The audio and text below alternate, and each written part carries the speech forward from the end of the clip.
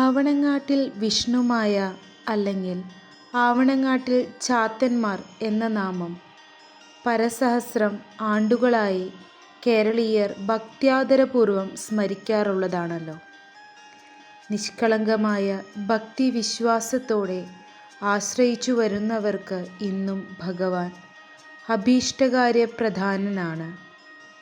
ഭൂതഗണങ്ങളായ ചാത്തന്മാരോടുകൂടി ശിഷ്ടരക്ഷണത്തിനും ദുഷ്ടസംഹാരത്തിനും വേണ്ടി ഭഗവാൻ ആവണങ്ങാട്ട് സ്ഥിതി ചെയ്യുന്നതായിട്ടാണ് വിശ്വസിച്ചു വരുന്നത്. ഭക്തവത്സലനായ ഭഗവാന്റെ കൃപാകടാക്ഷത്തിനായി ആയിരക്കണക്കിന് ആരാധകർ നിത്യേന ആവണങ്ങാട്ടിലേക്ക് യാത്ര തിരിക്കുന്നുണ്ട്. ജീവിതായോധന രംഗത്ത് പരാജയപ്പെട്ടു നിരാശയിലാണ്ട് അഭയാർത്ഥികളായി തന്നെ സമീപിക്കുന്ന ഭക്തജനങ്ങളെ തൻ്റെ കരുണാവിലാസത്താൽ കരകയറ്റിയിട്ടുള്ള നിരവധി സംഭവങ്ങൾ ഭക്തജനങ്ങളുടെ സ്മൃതിപഥത്തിൽ പച്ചപിടിച്ചു നിൽക്കുന്നുണ്ട്.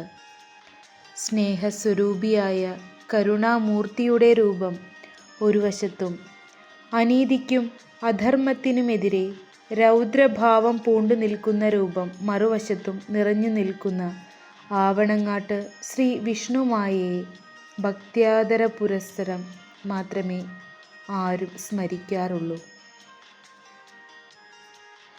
മനം നൊന്ത് വിളിച്ചാൽ ആവണങ്ങാട്ട് വിഷ്ണുമായ വിളിപ്പുറത്ത് എന്നാണ് ഭക്തർ വിശ്വസിക്കുന്നത്.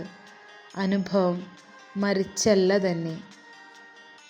വിഷ്ണുമായ ദേവന്റെ ദിവ്യ സാന്നിധ്യം കൊണ്ട് ഭക്തജന ശ്രദ്ധ നേടിയ ക്ഷേത്രവും ആവണങ്ങാട്ടിൽ കളരിയും തൃശ്ശൂർ ജില്ലയിലെ കിഴക്കുംമുറി വില്ലേജിലുള്ള പെരിങ്ങോട്ടുകരയിലാണ് സ്ഥിതി ചെയ്യുന്നത്.